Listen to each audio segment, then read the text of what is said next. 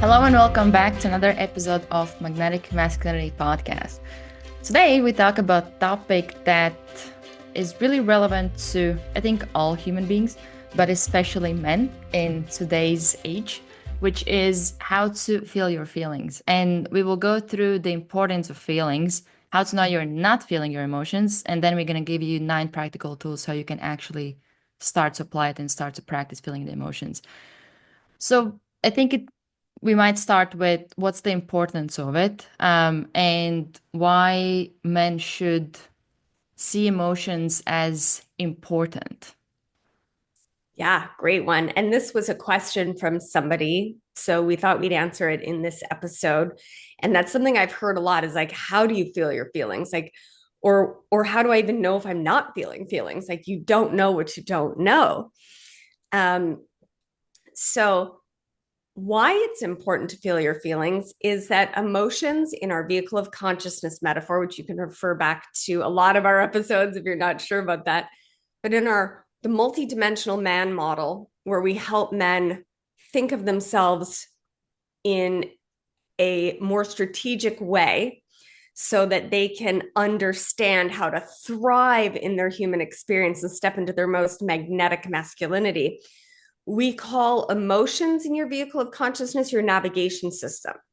So, by the very nature of your navigation system being offline, you miss out on a lot of information that helps inform you of where to pilot your vehicle of consciousness, aka where to go in life, when something needs to be healed or looked at in order to be released.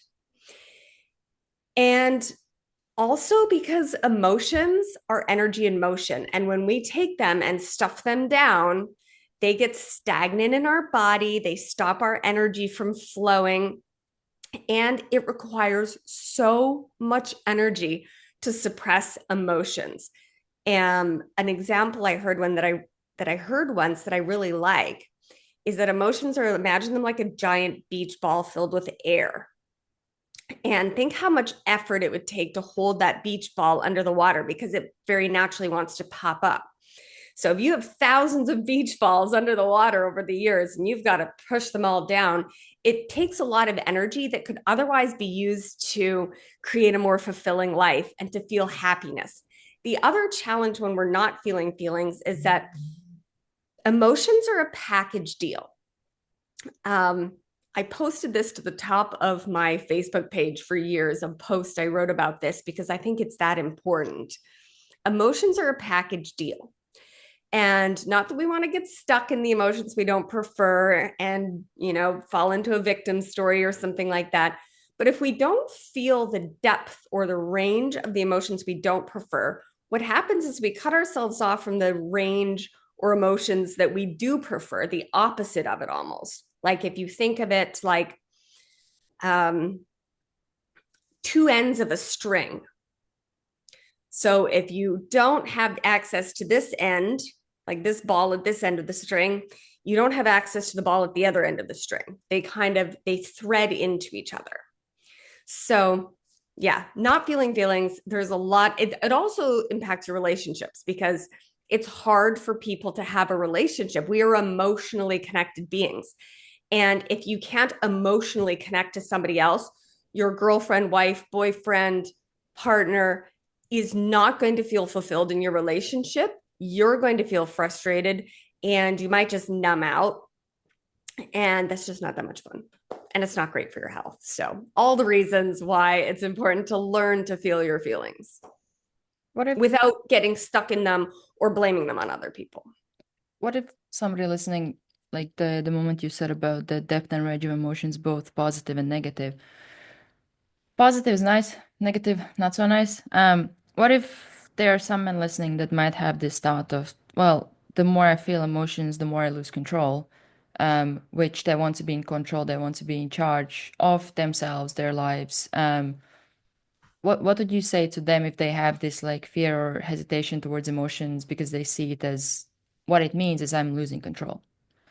Yeah, that's a very important question. And when I intake new clients and really get to know them and study them, one of the questions I always ask is tell me about your relationship with your emotions. And I'd say 8 out of 10 times probably, men will say, I'm really good at controlling my emotions. And they tell me, like, yeah, don't worry, I'm really good at controlling emotions. And I'm like, well, that's what we're going to work on. They're like, oh, no, no, no, no, no. I'm here to work on mindset. I'm here to work on this. I'm not here to work on emotions. And I'm like, well, we're going to.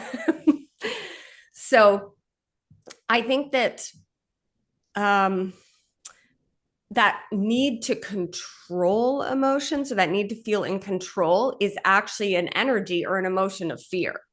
So you're already in an emotion, whether you're aware of it or not. And as Carl Jung said, what we resist persists. So if we're in resistance to something and we're controlling it, it's that beach ball energy. It requires a lot of energy and constant management, which is a lot greater investment of time, causes a lot more stress on your body than just allowing them to rise to the surface and float away.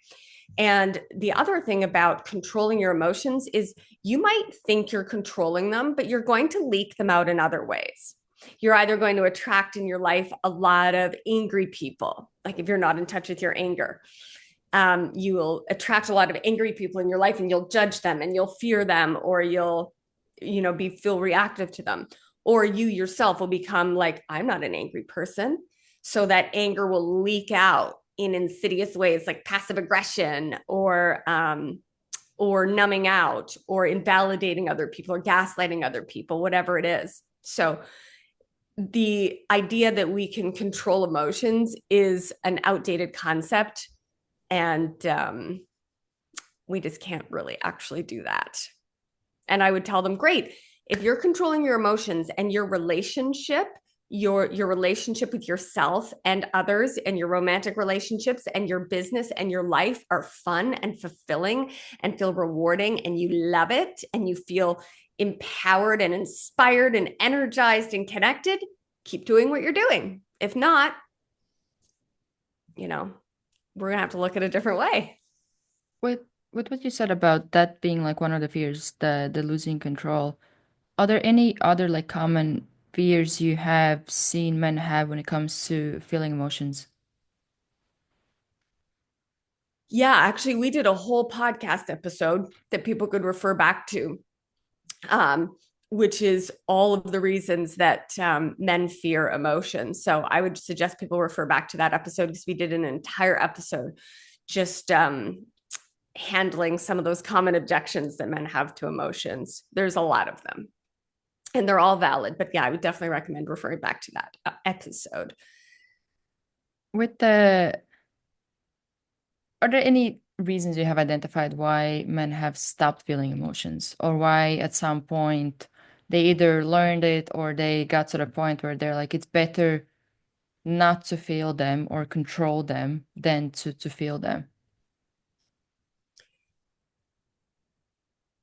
Yeah, I think there's lots of reasons. I think socialization, conditioning, we've taught men, and I think historically, men didn't have the time or luxury of feeling emotions, because they were in survival and they were in fight. We were always in war and famine and survival. And I think that, and we weren't that evolved. We were in the emotional dark ages. So I think that I think it was initially a necessity, and then sort of a continuation of that necessity that just no longer serves us. To men listening, what did you say are ways to identify that you're not feeling emotions?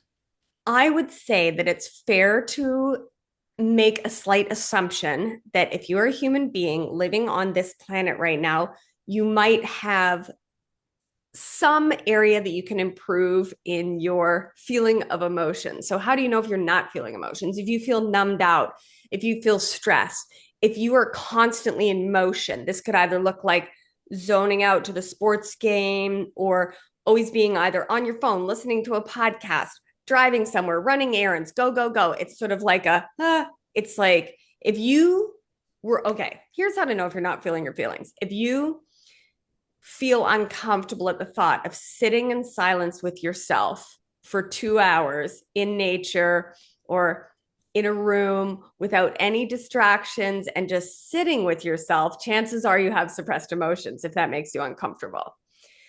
So yeah, always being busy or just trying to be distracting. Emotional eating.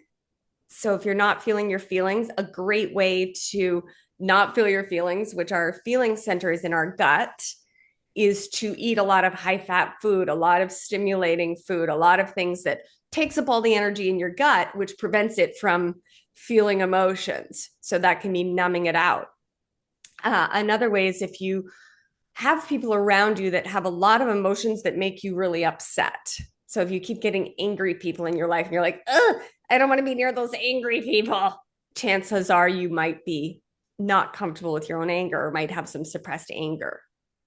So, and you can also, how you know if you're feeling your emotions is how healthy are your relationships? How frequently do you feel upset, agitated, annoyed, confused, numb? How frequently are you not feeling contentment, satisfaction, joy, connection?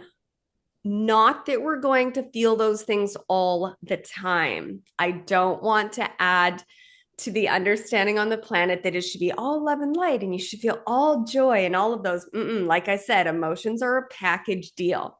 But ideally, over time, the more we're willing to throw ourselves into the emotions we don't prefer, and release them and sort of let some of those old beach balls go, the more time we'll spend in the neutral or what we call positive emotions. So the way out is through or in.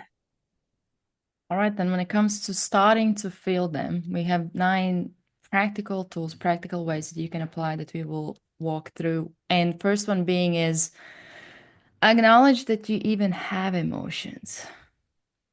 Yeah.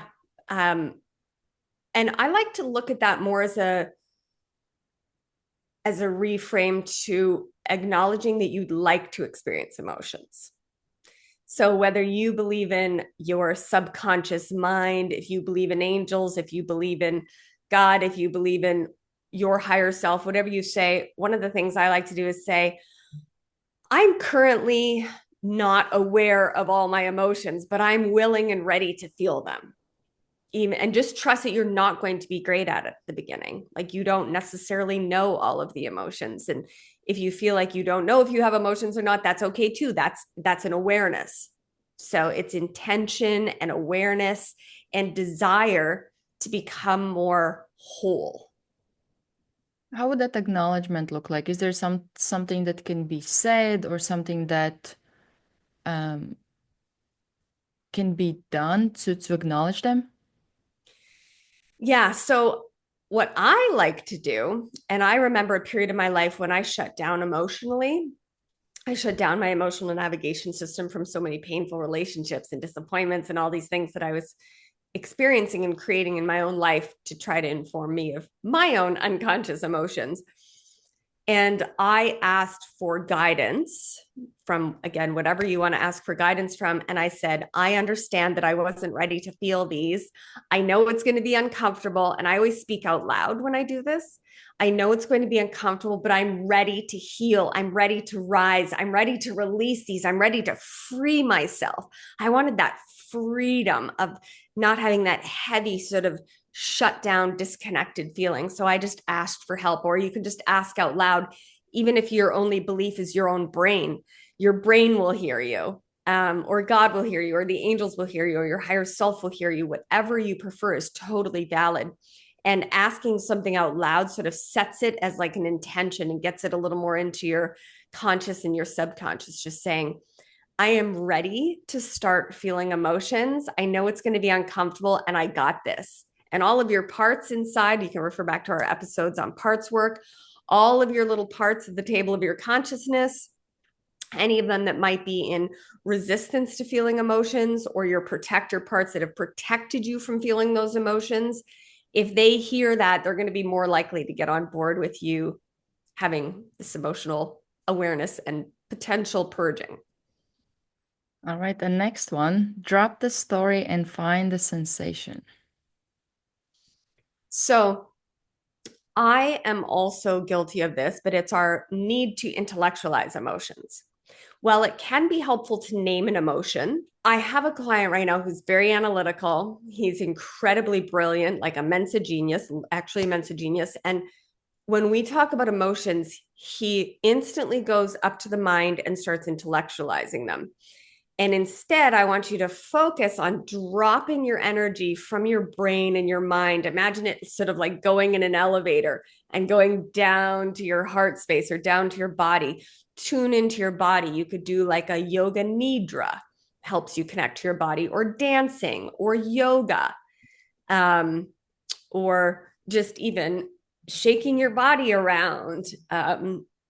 Something that helps you sort of be more in the body, Do you know because why? it's a sensation, not a left brain exercise. Do you know why the initial reaction is to go to that, like analyzing it, thinking about it instead of feeling it? Because that's how men feel safe. Hmm. Yeah, because it feels scary and unsafe. And a lot of us, men and people that have very well developed logic, we have overdeveloped this strategy of thinking instead of intuiting and feeling. So it's sort of like an escape hatch. It's like, I feel unsafe. And the brain starts going. So I like if you sort of tell the brain why we're doing this. Hey, we're doing this because the brain. So some of the functions of the brain, which you can refer back to our episode on your supercomputer brain, is to avoid pain, seek pleasure, and run repetitive software and patterns. So as soon as it starts to think that it's going to go into discomfort or pain, its default is to start overthinking things. But just remember, just keeping your awareness that emotions are a feeling, not a thinking thing. But we want your mind to feel safe to do that, which is why we started this episode talking about some of the benefits of it and what it's preventing you from. And third one, breathe into it instead of running from it. Yeah. So it's very normal for people not to want to feel unpleasant emotions. So it's like if you can conjure up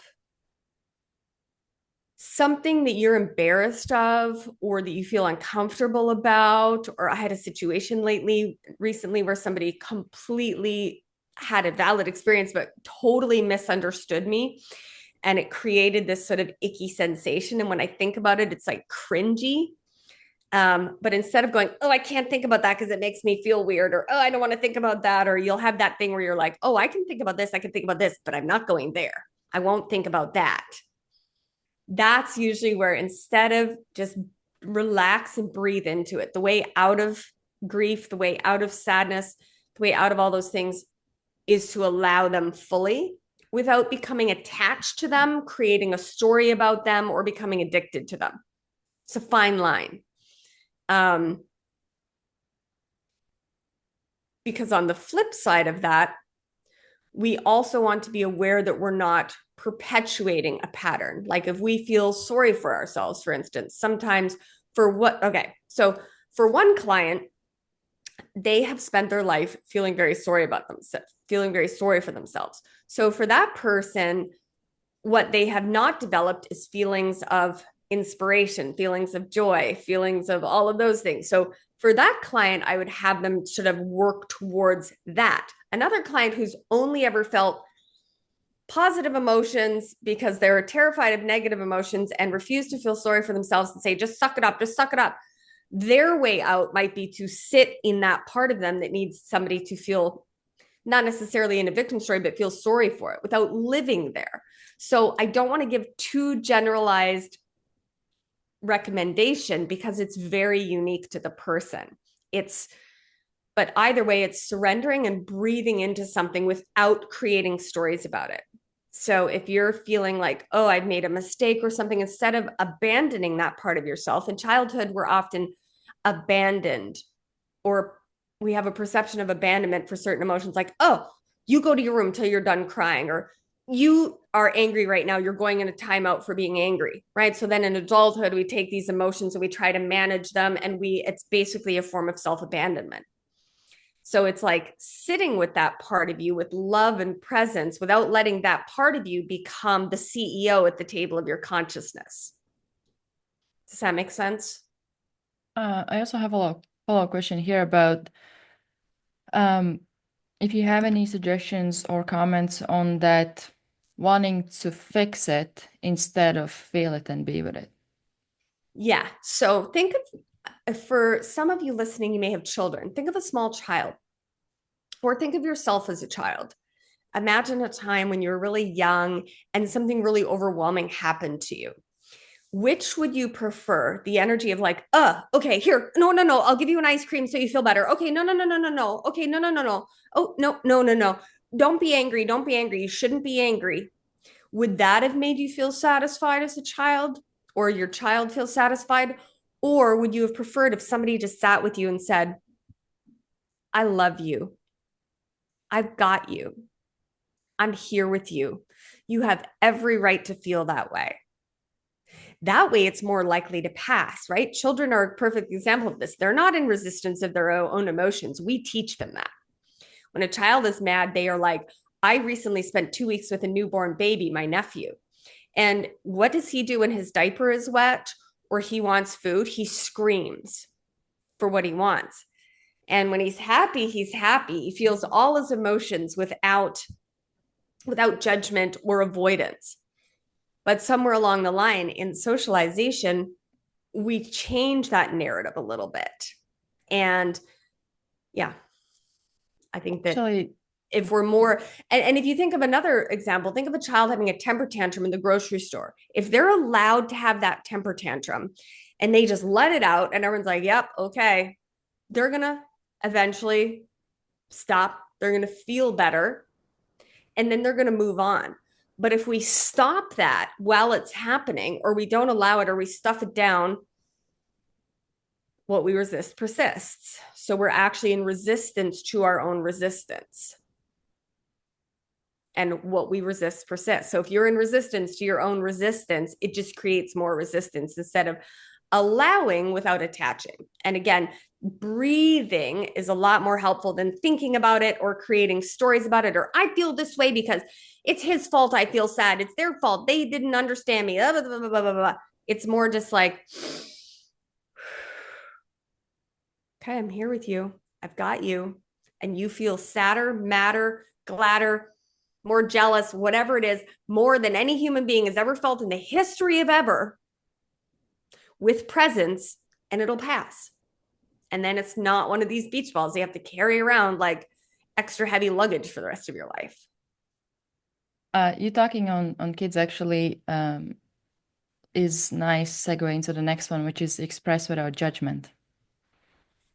Yeah. So express without judgment, but let's also express without a story, blame, or impacting others.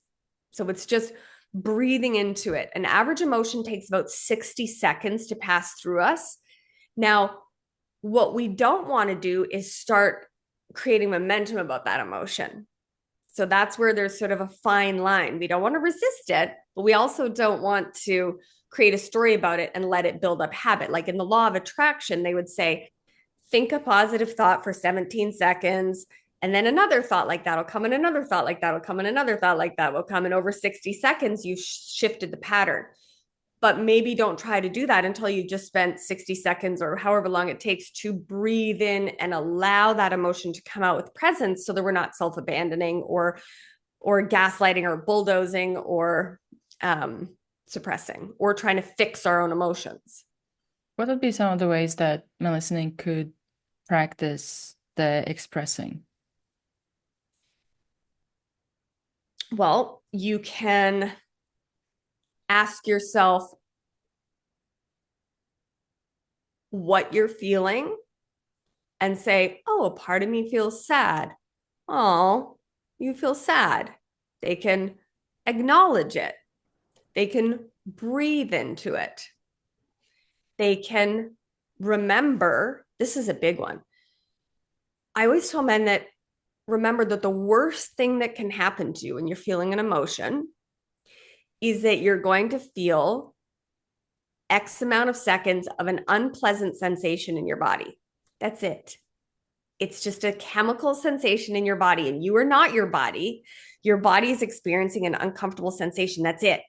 So our whole life we spend trying to manage our emotions, manage other people's emotions.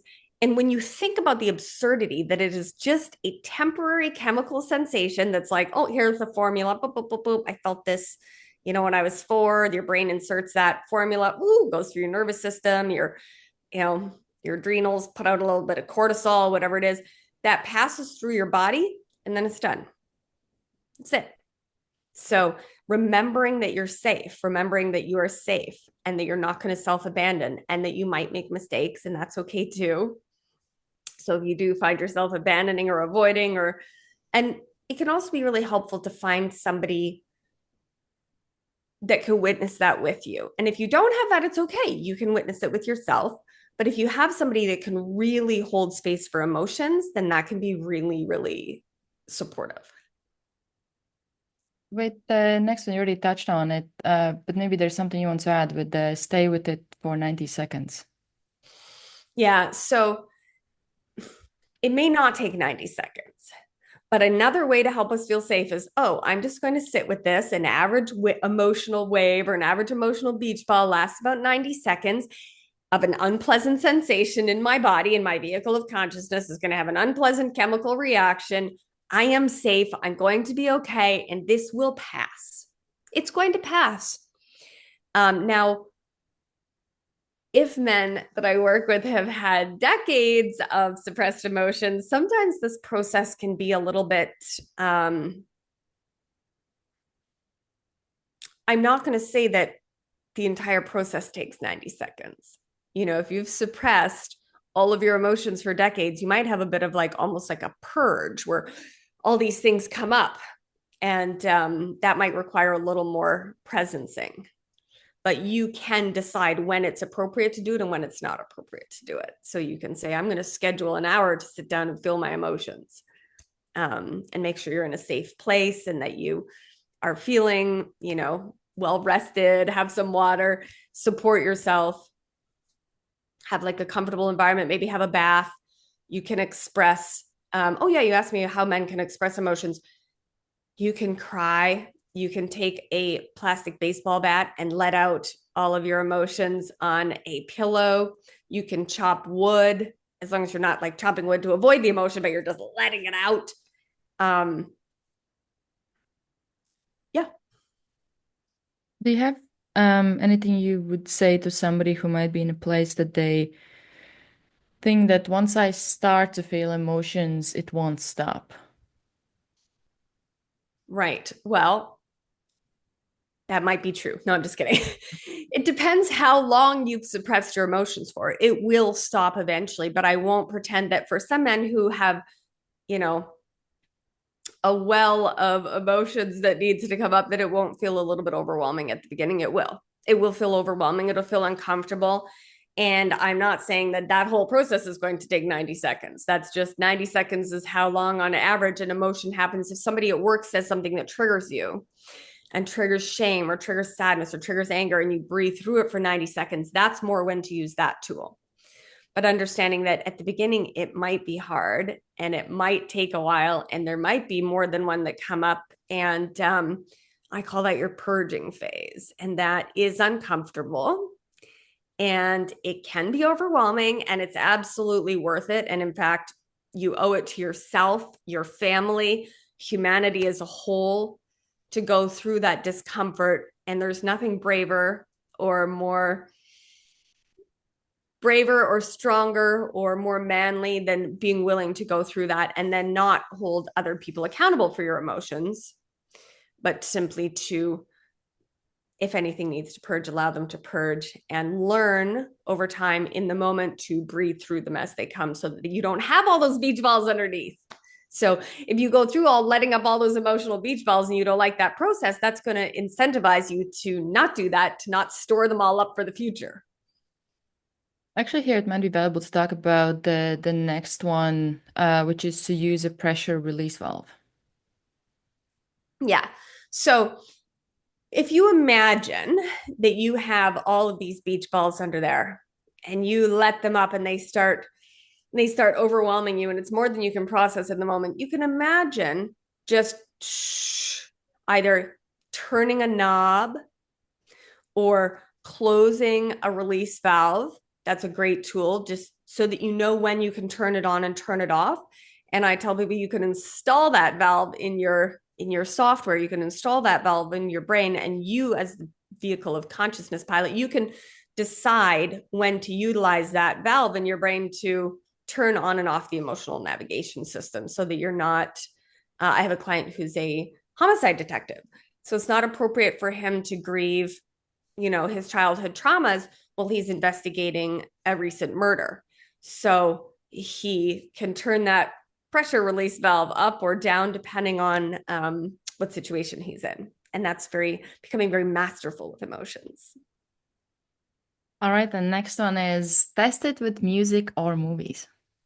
So I say that's a way to access your emotions. So a lot of men say, how do I access them? How do I feel them? Like, think of something that makes you cry. Think of something that makes you feel something, whether it be a piece of music, a TV show. Something I recommend sometimes is watching cartoons, like childhood movies, Pixar movies that are kind of for children. It accesses that inner child part who is a little more willing and in touch with their emotions than maybe you are. So working with your inner child, watching a movie that you saw in childhood that made you cry, listening to a song a country song or whatever it is, songs and music are meant to make us feel something. So it's like a conscious intention to go find something that makes you feel, so that you can practice sitting with that emotion, identifying that sensation in your navigation system, and just practice feeling safe while feeling emotions.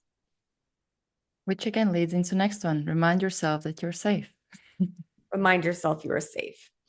The worst thing that can happen when you're feeling your emotions is that you're going to have an unpleasant sensation in your body. I think it all boils down to fear and unsafety.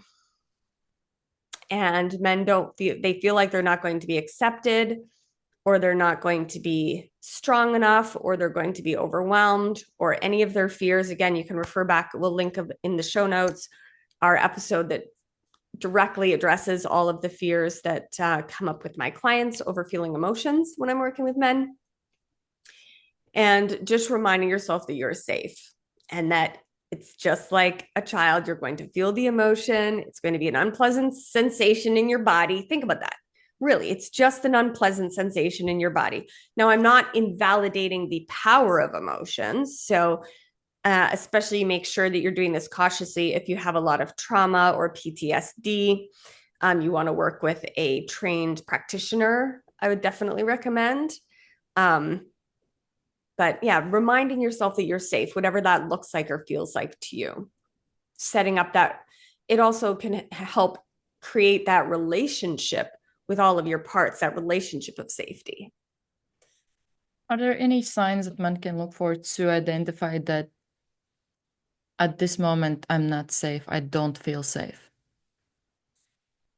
Yeah, I think a lot of people don't feel safe in most moments deep at the core level. As soon as you start feeling that anxiety, that anxiousness, that, oh, I don't want to go there. That's your feeling unsafe. That wanting to abandon or eject, you're feeling unsafe. But that means that the part of you is feeling that thing, rejecting or abandoning or leaving, because we're like, I can't be with you when you feel such and such. I can't be with you when you feel such and such, right? The more we reject our own emotions and the emotions of others, the more we're perpetuating that habit of ours on this planet of abandoning emotions and abandoning each other and only feeling worthy when we're feeling a certain way.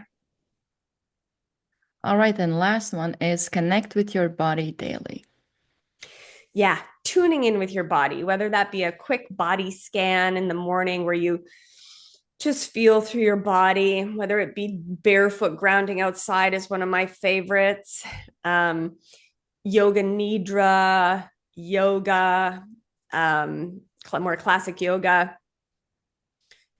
I was going to say going to the gym, but I know a lot of people who are very disconnected from their body and their emotions who do a lot of workouts. So it's more just about tuning in, landing in our bodies, just grounding, being in nature. A bath can be really helpful for this, even though a lot of men I know feel uncomfortable when I tell them that. I don't know why, but I think a good hot salt bath can be very grounding and be very helpful.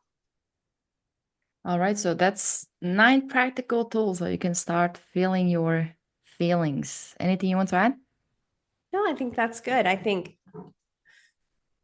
message us, email us if you have any questions, and keep trying things if something doesn't work for you. What works perfectly for one person might be the worst tool for somebody else. Just remember you're safe. Remember, it's just a sensation in your body. And if you're willing to go through that, your life is going to become so much more magnetic and delicious. Because again, when we are in that when we're allowed to feel our full spectrum of emotions, you get to feel more of the emotions you do prefer, and you're less exhausted. Your body is healthier, and you're more in your magnetic masculinity. We need that emotional navigation system online so that it can inform you which ways you want to go, which ways you don't want to go, and where your wounds are, that the hero's journey is to heal. All right, so that's the episode on feeling your feelings. We will see you in the next one. We'll see you soon.